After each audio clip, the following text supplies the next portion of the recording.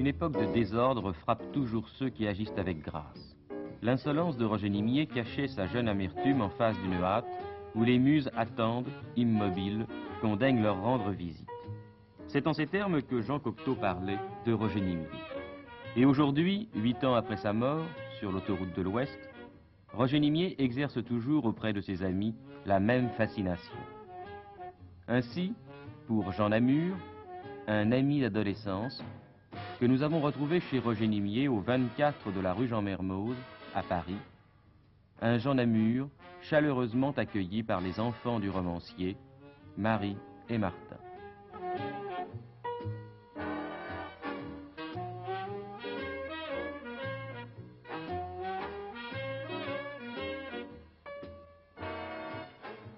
Jean Namur, quelles sont les raisons de cette apparition avec un lorgnon et un grand chapeau?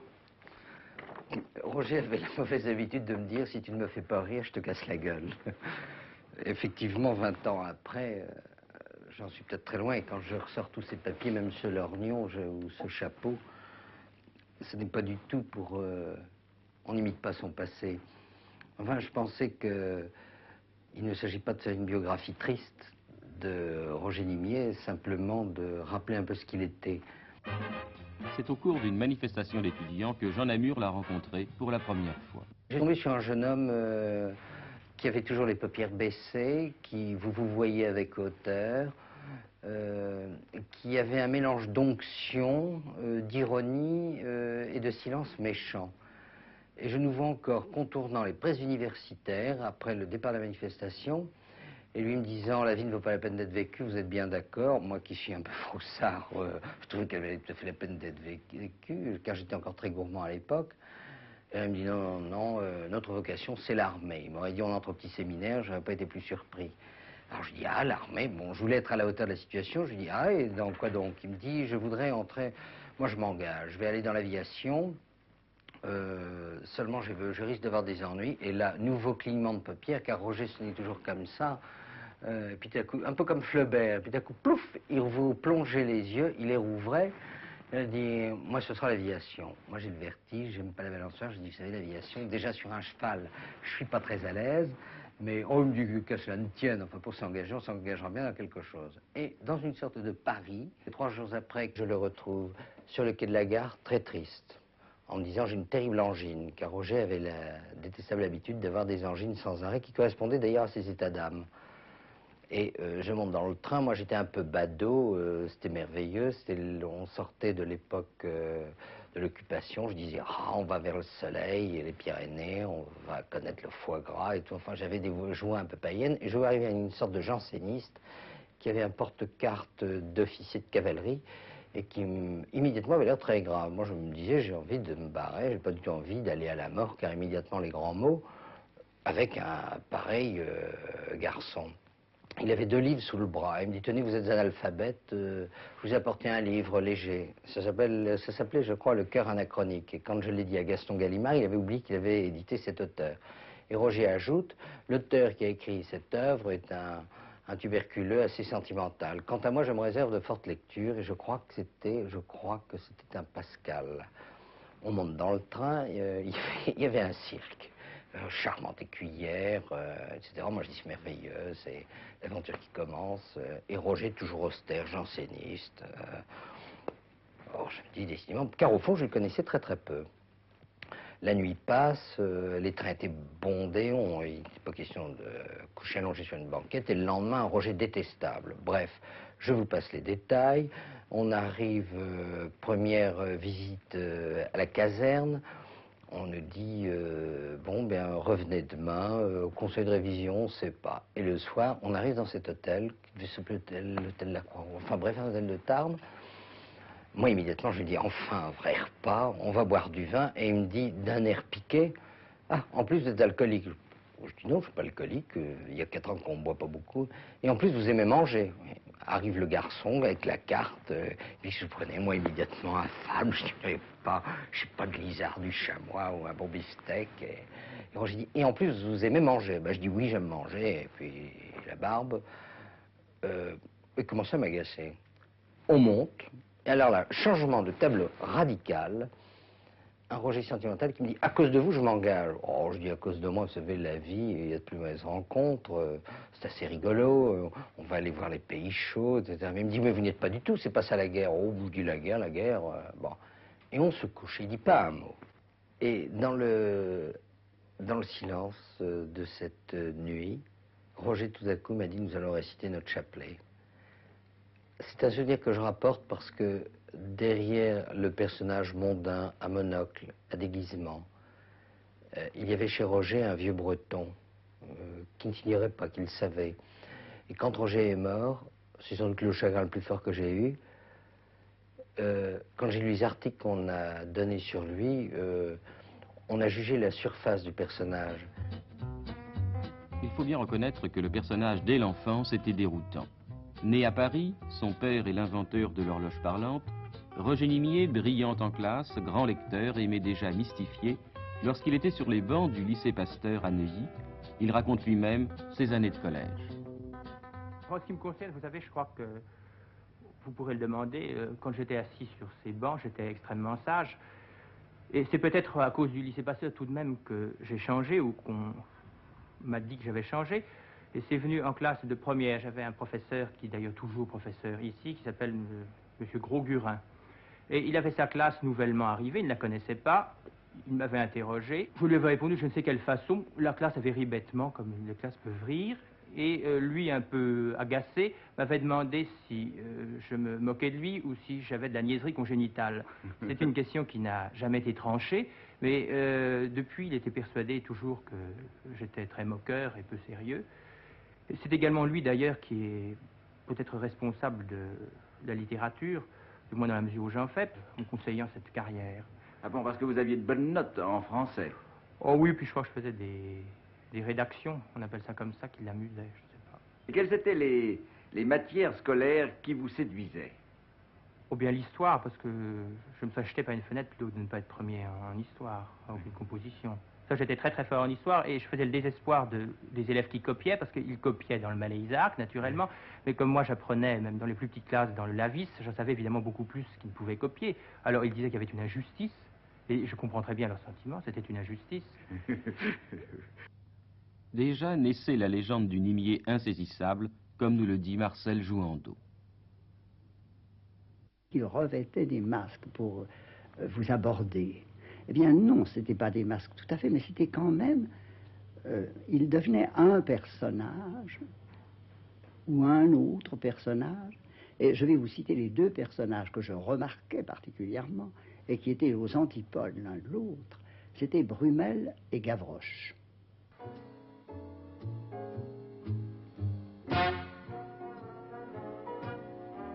« 1948, début littéraire, Les Épées. Puis 1950, 3 livres dans l'année, Perfide, Le Grand d'Espagne et Le Hussard Bleu. À 25 ans, Nimier est déjà jugé comme un authentique écrivain. Bernard de Fallois, directeur du livre de poche, a lu Les Épées à leur sortie en librairie. Originalité,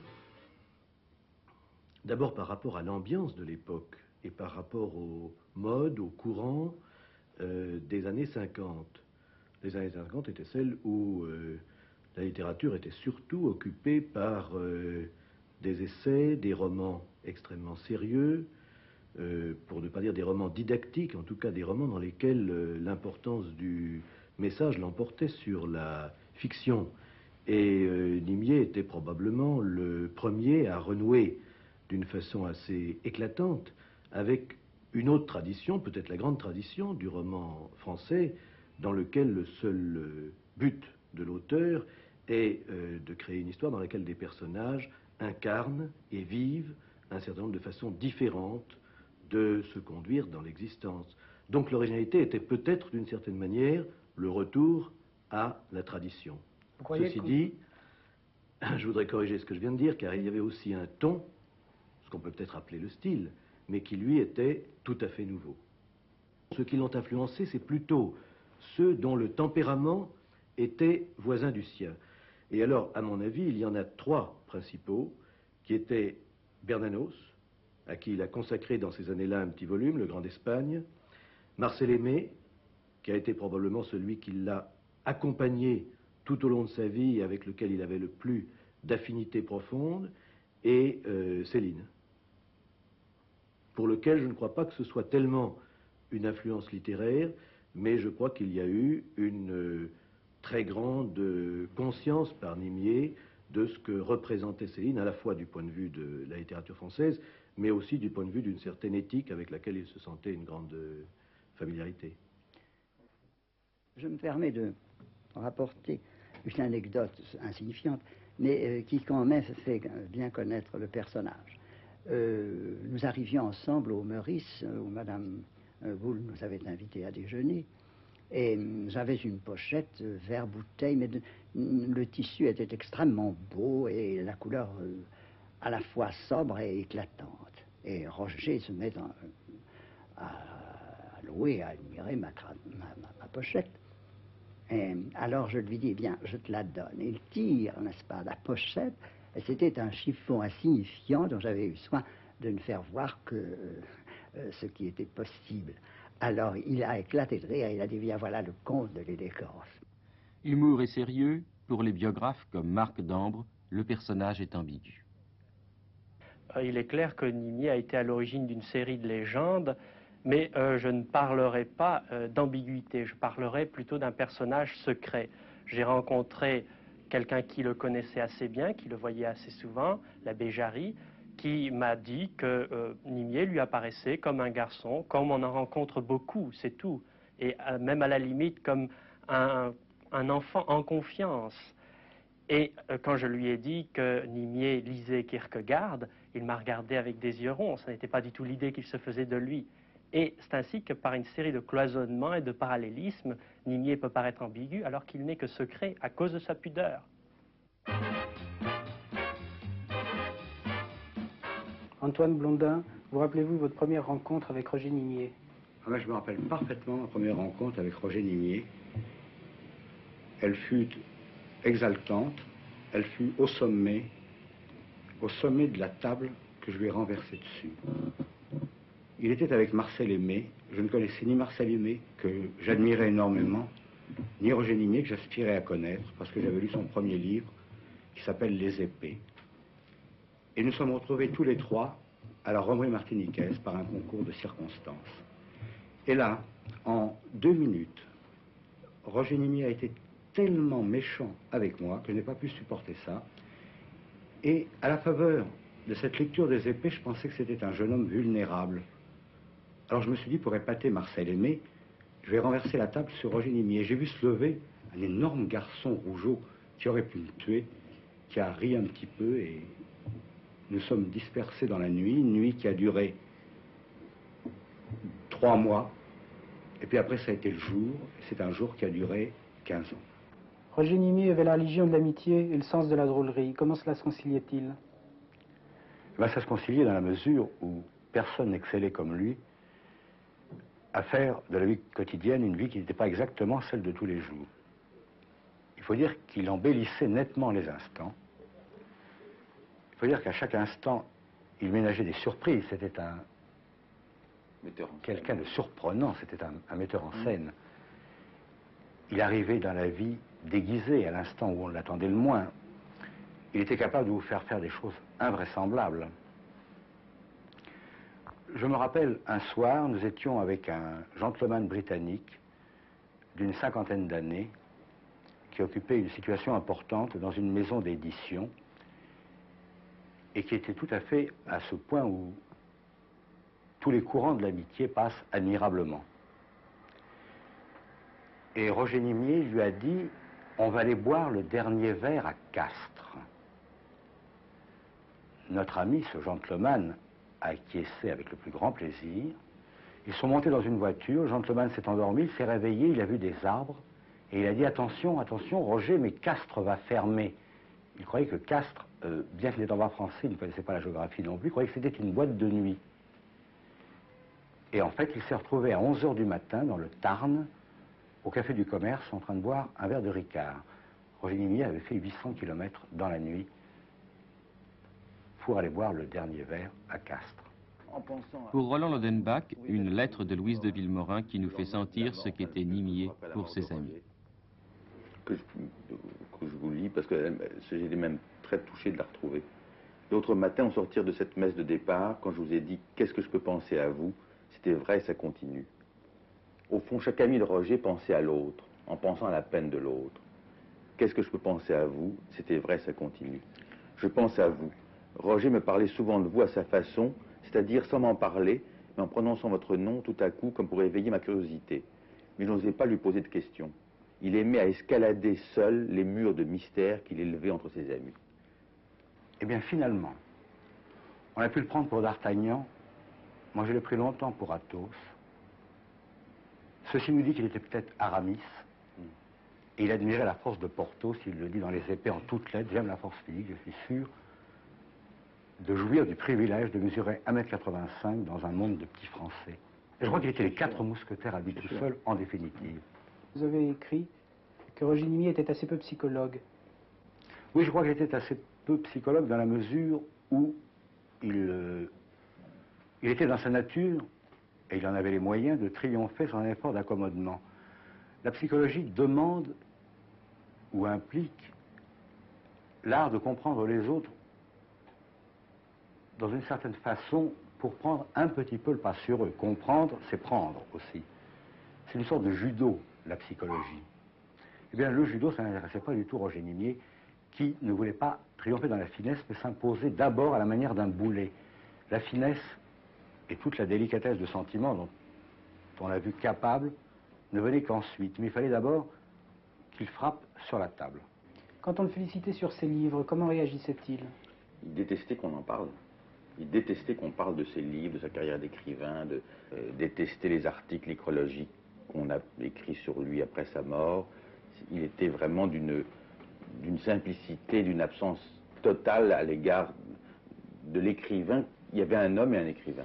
Et puis il y avait en même temps et l'homme ne connaissait pas un l'écrivain. phénomène, une volonté spontanée. Enfin non, je ne dis pas une volonté d'être de l'aristocratie, c'était un aristocrate, quand même. Il comprenait absolument toute chose quand il voulait s'en donner la peine, mais il n'était pas l'homme du nombre, ça je le répète, il avait peur dans la foule, il n'aimait pas cela. Vous étiez aussi avec lui le jour de la mort de Gide. Oui, oui, j'étais avec lui le jour de la mort de Gide, mais là j'ai surtout retenu l'extraordinaire performance du journaliste qu'il pouvait être et de l'écrivain qu'il était. Il était à ce moment-là rédacteur en chef d'opéra. Gide est mort un dimanche. Ce n'est pas tout ce que je sais de lui, enfin c'est une chose dont je suis certain. Et nous rentrions de la campagne, nous avions passé le week-end ensemble, et à la radio, il entend que Gide est mort. Il prononce un juron et il dit « il faut que j'aille au journal, c'est absolument indispensable que j'écrive une page entière sur Gide ». C'était le journal dans lequel il était le rédacteur en chef. Sur quoi il nous aiguille directement sur un bar de Passy, où il ne s'est jamais retourné, où il n'allait jamais. Il demande 2-3 bouteilles de champagne, et il a écrit l'équivalent de 20 à 25 pages, critiques, admirables.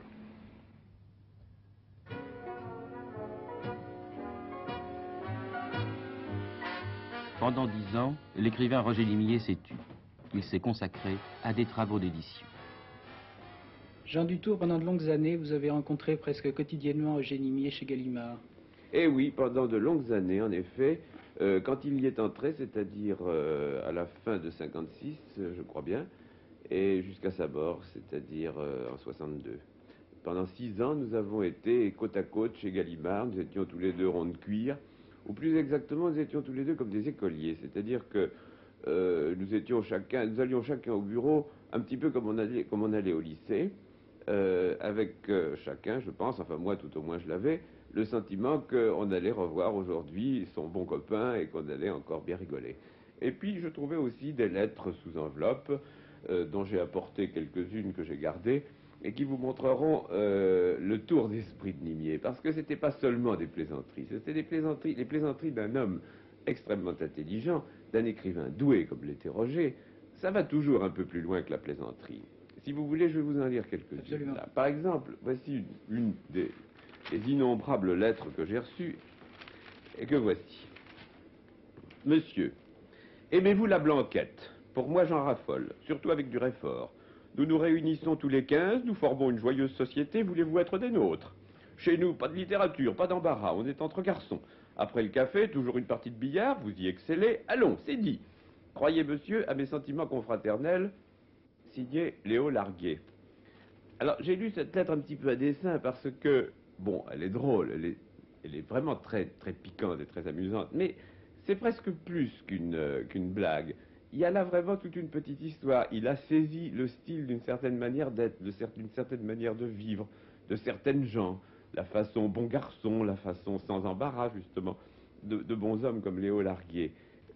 Voici encore un autre exemple de billet que je trouvais sur mon bureau. Cher Jean, c'est un peu vous, je crois, saisi au passage, à vous, du boyer de la Bébert. Je n'ai pas indiqué de front, chez vous, ça n'est pas l'essentiel.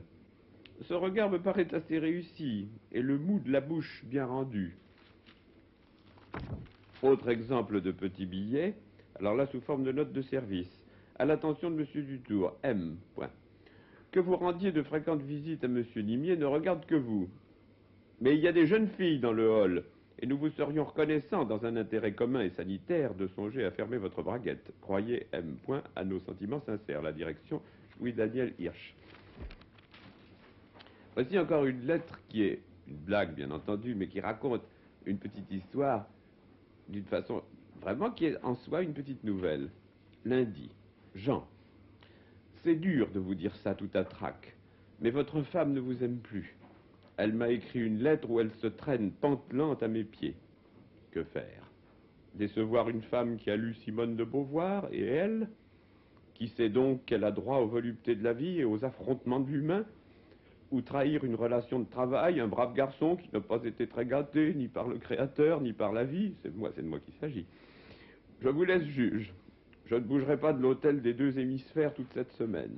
Ou c'est vous qui viendrez et nous partagerons la daube de l'amitié, ou c'est elle, et ce qui doit arriver arrivera. N'ayez pas trop de peine, vieux. Je vous serre la main. Voici encore une lettre qui est vraiment, je trouve, une petite nouvelle en 5 ou 10 lignes. Mon cher enfant, voici 18 mois. Lorsque votre dernière tentative d'érection s'était soldée par un échec, je vous avais dit « Ne vous découragez pas ». Depuis, un régime approprié, l'abandon du mandarin cassis et du picon malétine, les massages de Nathalie Sarraute, etc., ont certainement produit un effet favorable. Je vous propose donc une nouvelle tentative le jeudi 12 novembre, en présence de Mme Germaine Beaumont et de M. Philippe Erlanger. D'ici là, du repos, du calme, des attentions. Votre vieux Bruck. Il s'agit, on l'a bien deviné, du père Bruck-Berger.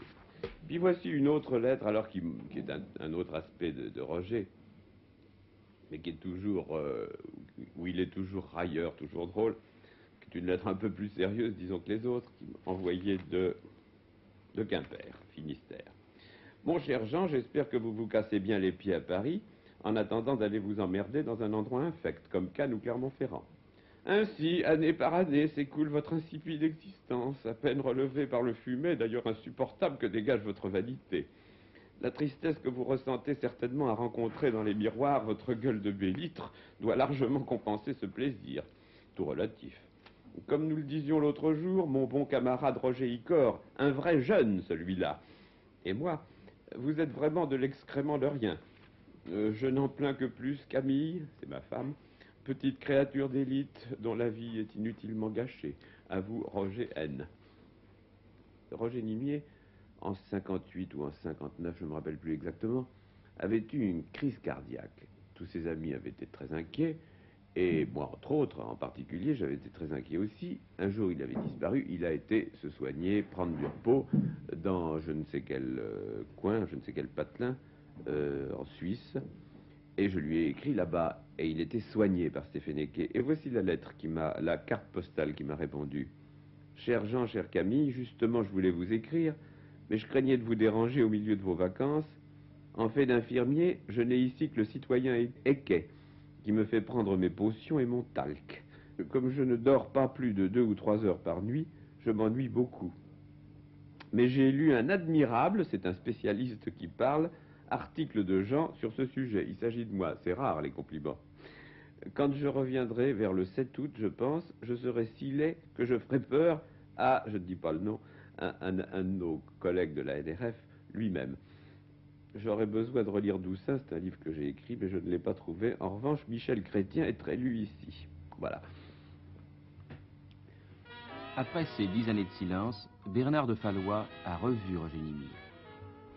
Et Nimier est venu me revoir dans les années 60 pour me demander de reparticiper avec lui à une de ses expériences brèves d'ailleurs, que sont celles des journaux d'humeur dans notre période. Exactement comme dans ces chers Trois Mousquetaires, D'Artagnan va retrouver ses amis en leur disant « Êtes-vous prêts à repartir pour une aventure nouvelle avec moi ?» Et j'ai retrouvé un Nimier qui était quand même très différent de ce que j'avais connu. Pour beaucoup de gens, il avait au fond un petit peu raté sa carrière. On estimait que c'était des années perdues. Et beaucoup de ses ennemis s'en réjouissaient, beaucoup de ses amis se disaient au fond c'est un peu navrant ce que devient Nimier. Moi, j'ai pas eu du tout cette impression-là. J'ai trouvé un Nimier beaucoup plus, j'allais dire plus humain, mais dès que je pense ce mot, je pense à l'attitude qu'il aurait et aux injures qu'il proférerait s'il m'entendait dire ça. Mais cependant, il y a quelque chose de vrai. Il était beaucoup plus profond. Tout ce qu'il y avait d'un peu agaçant dans cette espèce d'impertinence agressive de jeune homme entrant dans la vie avec l'injure à la bouche, comme disait Barrès dans les années 1950, ça s'était complètement atténué.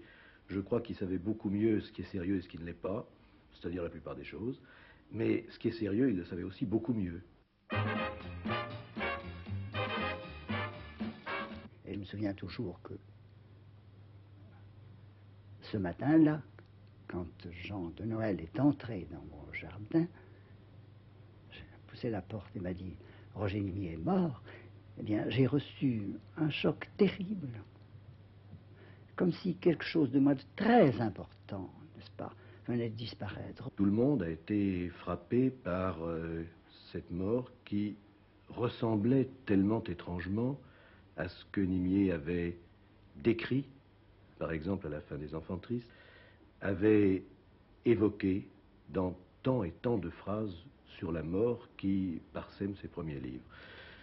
D'où évidemment la question qui a été posée par certains qui a scandalisé d'autres, et notamment les amis Nimier, de dire est-ce qu'il faut prononcer le mot de suicide.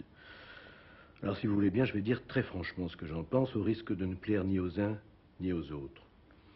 Bien entendu, pour le fait, pour l'accident lui-même, ce serait un contresens et une absurdité évidente de dire que Nimier s'est jeté avec sa voiture contre ce parapet de l'autoroute de l'Ouest où il est mort. Je le sais d'autant mieux que 5 jours avant cet accident, nous sortions de chez un ami, il était 1 heure du matin, il venait de faire repeindre sa voiture qui était très belle, mais qu'il avait l'intention de vendre 1 mois plus tard, ce qui prouve bien qu'il n'était plus tellement attaché à la vitesse. Et il m'a proposé de faire un tour, et nous avons pris l'autoroute de l'Ouest, et nous avons fait cette route ensemble. Et je peux vous dire que Nimier n'avait nullement, quand il conduisait vite parce qu'il n'y avait pas grand monde sur la route, et que sa voiture pouvait aller vite, et que c'était amusant d'aller vite, mais il n'avait nullement l'attitude de quelqu'un qui cherche l'accident. Ceci dit, il me paraîtrait également faux, par conséquent inutile, par conséquent peut-être même hypocrite, de cacher qu'il y ait eu chez Nimier, depuis le début, et clairement dans ce qu'il écrit, une sorte de présence constante de l'idée de la mort jeune, de l'idée de l'accident, de l'idée du destin, de l'idée de quelque chose qui peut-être qui doit se briser. Il y avait, c'est peut-être ce qui l'a rendu si proche à un certain nombre de garçons de son âge, un sentiment qu'on pourrait appeler la nostalgie, mais pas la nostalgie du lieu, la nostalgie du temps, une nostalgie plus profonde, presque métaphysique. Celle peut-être qu'on trouve chez des gens d'une autre génération que la sienne, comme Alain Fournier par exemple. Le fait qu'au fond la vie tout entière lui paraissait une sorte d'énorme et pas tellement brillante plaisanterie. Donc je crois que tout simplement le destin l'a retrouvé et que, comme il arrive à un certain nombre de gens, il l'avait pressenti. Mais alors ce que je pourrais ajouter, c'est que je ne vois pas en quoi cela diminuerait sa figure.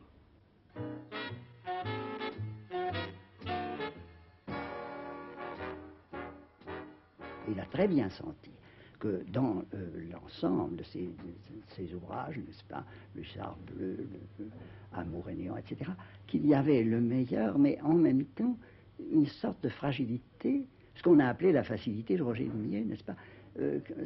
C'est pas tout à fait ça. Moi, je crois que c'est un manque de maturité. On pourrait dire ceci, vous comprenez, il y a en boxe des gens qui sont de très grands champions, mais qui n'ont pas le punch. En littérature, il y a de très grands écrivains, mais qui n'ont pas la phrase. Nimier avait une phrase à lui, et on peut la reconnaître quelquefois à ses imitateurs, mais on peut surtout la trouver dans ses livres. Il y avait une façon d'ouvrir et de refermer les phrases où on avait immédiatement l'impression que c'était lui qui commençait à parler. Est-ce que vous ne pensez pas que c'était plutôt un essayiste et un critique qu'un romancier? Je crois qu'il n'est pas un pur romancier, là vous avez sûrement raison. Et on peut même dire que tous ces romans ont quelque chose d'imparfait. Ce ne sont pas des romans accomplis d'hommes qui est vraiment, avant tout, un homme fait pour, ayant envie de produire des romans. Il déborde le roman, en même temps il reste un peu en deçà. Ce qui fait qu'on le trouve peut-être plus lui-même, tout entier, dans des petits articles, ou c'était recueilli dans les journées de lecture, par exemple, qui était le titre sous lequel il a fait dans la table ronde pendant plusieurs années, chaque mois, le compte-rendu de ses lectures, ou dans des essais comme Le Grand d'Espagne, que dans les romans, parce qu'il y a une façon personnelle d'exprimer sa manière de voir qu'il ne traduisait pas complètement sous les personnages qui servaient de masque au roman.